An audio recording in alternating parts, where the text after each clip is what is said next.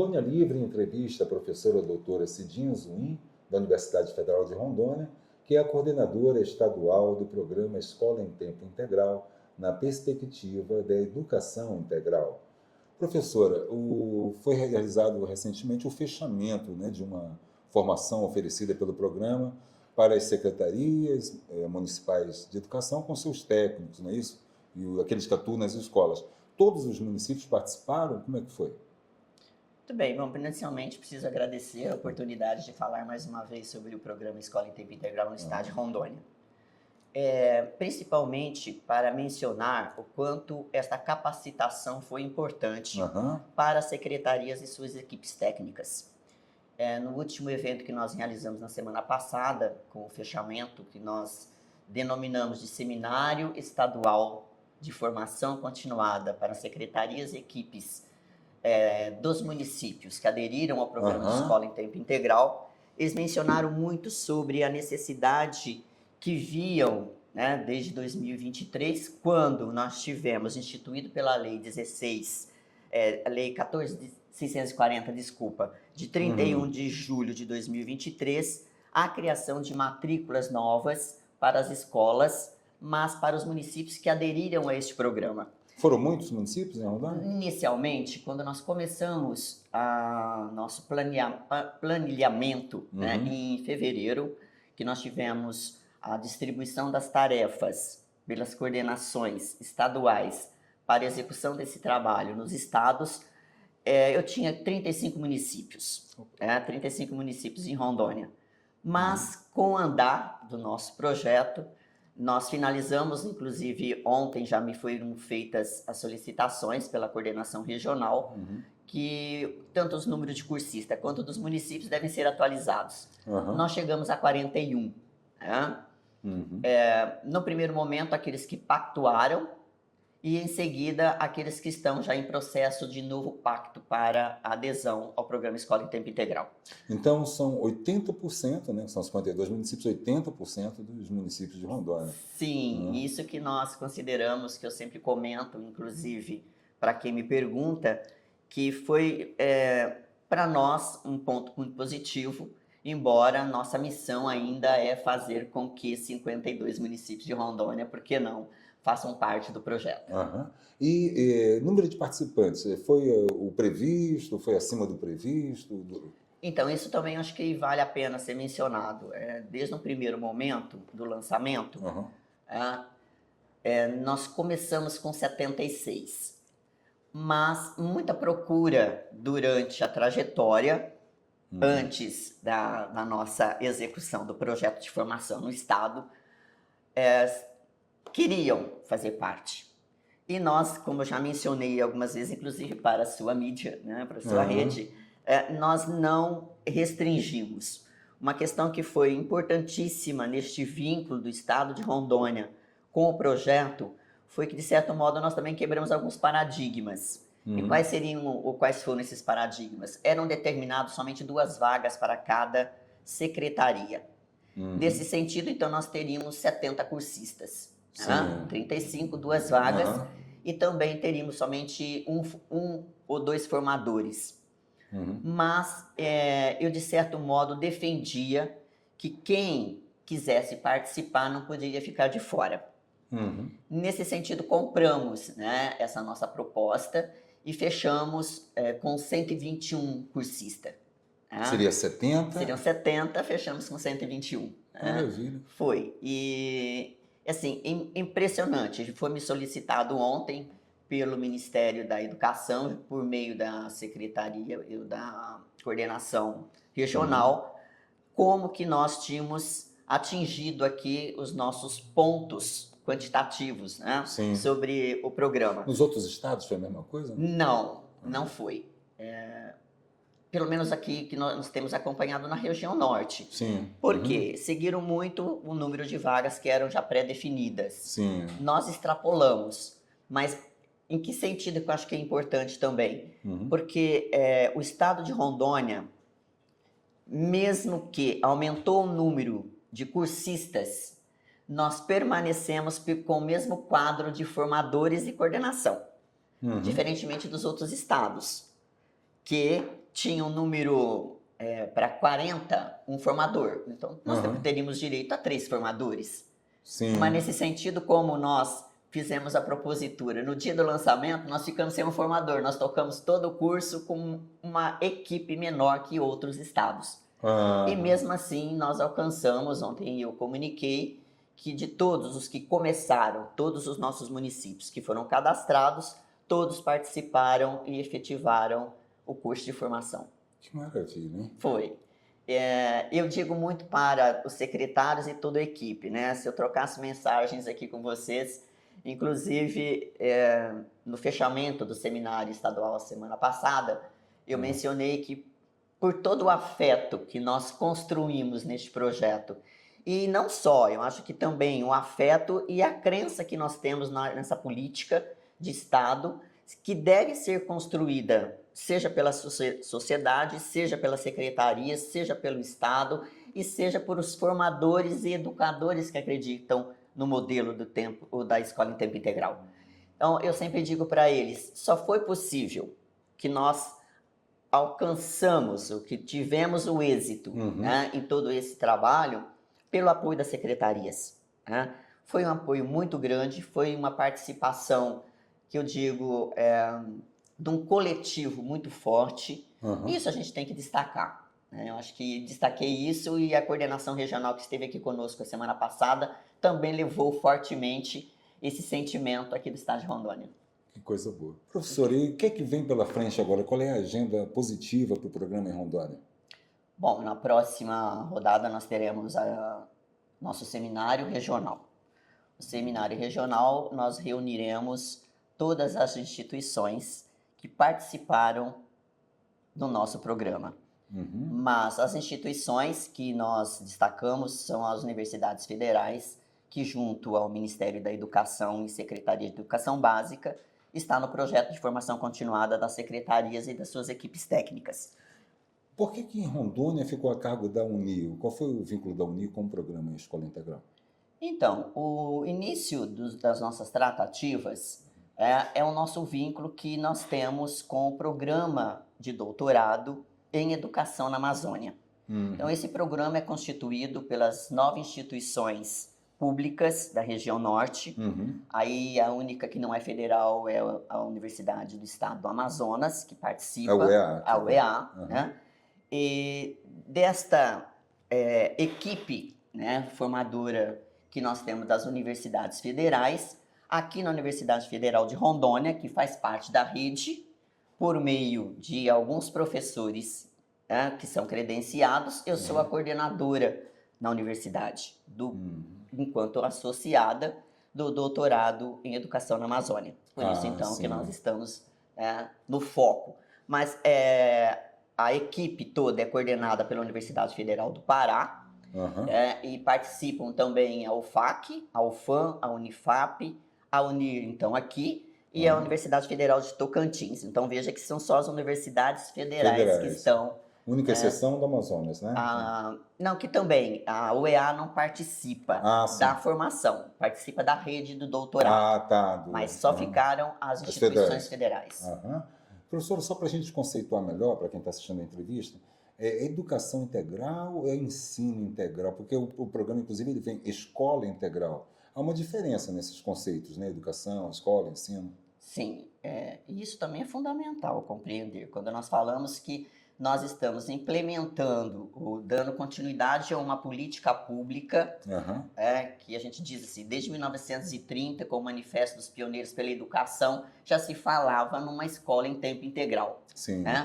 Mas não é uma escola que atende ou que deve atender simplesmente um período estendido em sala de aula dentro da escola.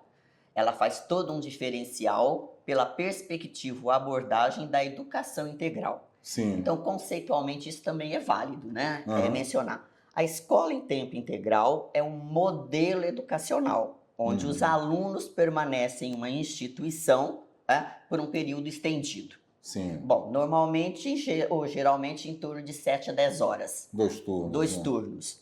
E a gente não fala nem contraturno, mas são 2 turnos aqui. Este modelo visa, então, justamente ampliar um processo de ensino-aprendizagem, Uhum. que também o currículo é diferenciado, né? Sim. Aí nós vamos ter, para complemento de oferecimento das atividades culturais, esporte, né? Nós temos até um tratamento específico com alimentação, Sim. né? Então, uma escola em tempo integral é um modelo onde os alunos permanecem mais tempo na escola. Uhum. Mas se ela não tiver um modelo por trás que a sustente como tal, Uhum. como a educação integral, não visa o seu objetivo. Então, o que é a educação integral? A educação integral já é um conceito, né? É um conceito mais amplo, onde que além do tempo de permanência na escola, trata-se de uma abordagem educativa, onde nós pretendemos, dentro dessa perspectiva conceitual, inclusive, que o desenvolvimento pleno e integrado dos alunos sejam, então, abrangente. Então, quais são os aspectos ou dimensões que nós pretendemos atingir com essa criança ou esse adolescente num tempo mais estendido na escola? Então, vem a dimensão cognitiva, a dimensão emocional, a dimensão psicológica, a própria dimensão física, ou seja, é um apanho cultural. Você vê que ela precisa, dentro da educação integral, uma formação muito mais abrangente. E daí também que um currículo deve ser muito mais abrangente para atender essas necessidades.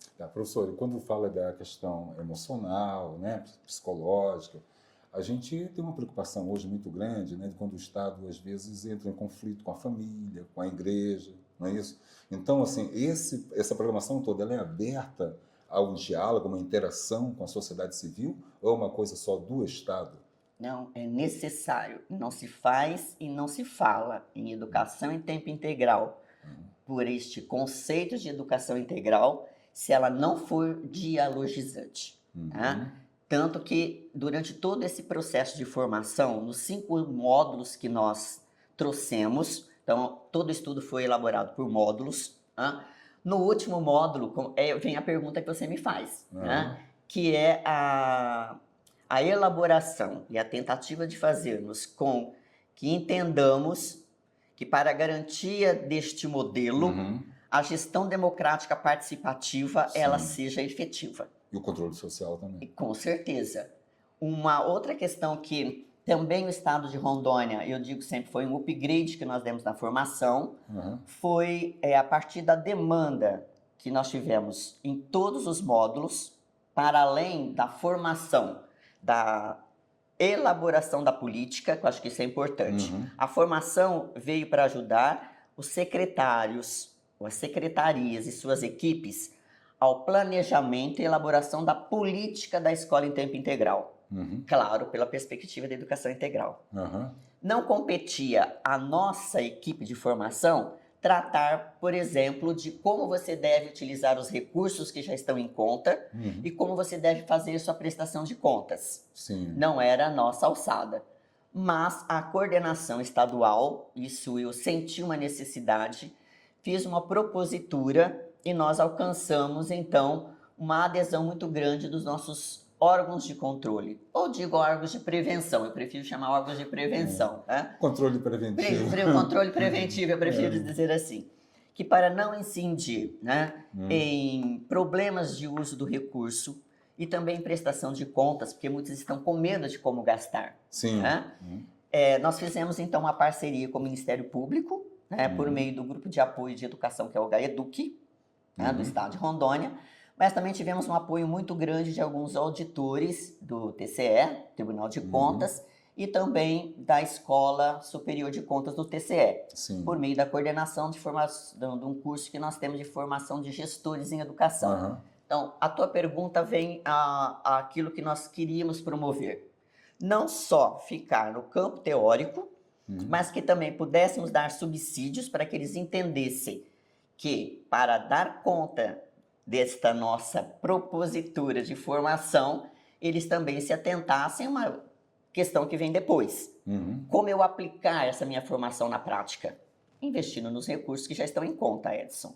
Né? E daí que entra, então, uma formação que nós elaboramos, já fizemos a primeira, né, com esses órgãos de controle, estamos esperando a segunda, que pretendemos que seja em agosto.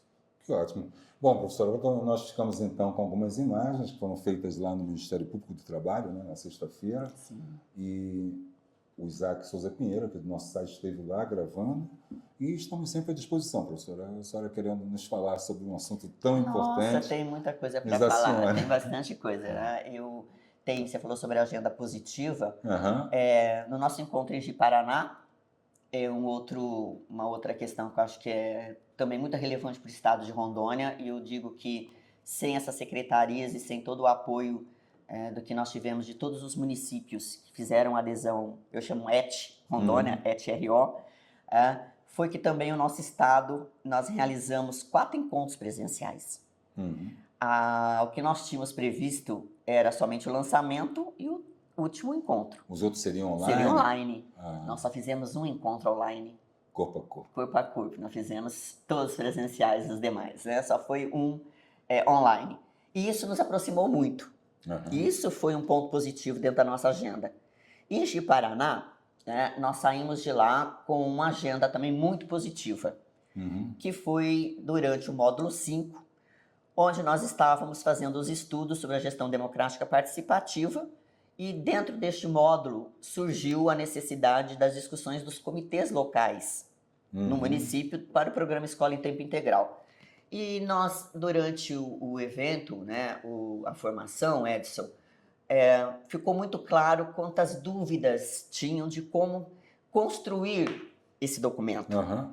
E daí que nós criamos lá mesmo um grupo de secretários neste evento, né, neste encontro, onde logo em seguida eu também inseri TCE, inseri ESCOM, a ESCOM, e inseri o Ministério Público para compartilhar conosco, para agora prepararmos, estudarmos como se faz um comitê local. Porque uma outra questão que eu destaquei durante o nosso encontro é que nós não terminaríamos ali a nossa formação. Não terminaríamos por quê? Acho que o vínculo que nós criamos é muito forte. A crença que nós temos neste grupo também é muito importante. E daí, então, que nós vamos nos manter nesta agenda positiva.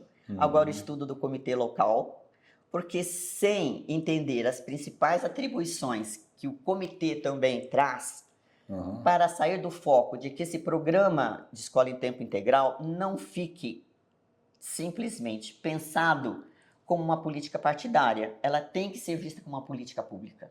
Sim. E daí a participação da sociedade é importantíssima, não? É importantíssima. Porque a própria legislação da Constituição e criação agora dessa ampliação de vagas, ela passou pelo nosso legislativo. Né? E tem, né, a nossa Assembleia Legislativa participando. Então, junto com a sociedade civil. Logo, não pode mais ser visto meramente com caráter partidário. Temos que identificar como uma agenda política nacional necessária, e isso é importante para o estado de Rondônia. Sim, efetivamente nacional, né? Tem que acontecer efetivamente nacional. nas 3 esferas de governo. Em todas, para ser colocado em prática. Sem a participação da sociedade, nós não participamos e não avançamos nesse item. Ok. Professora, muito obrigada, professora, pelo esclarecimento que a senhora traz para a gente aqui. Muito obrigada.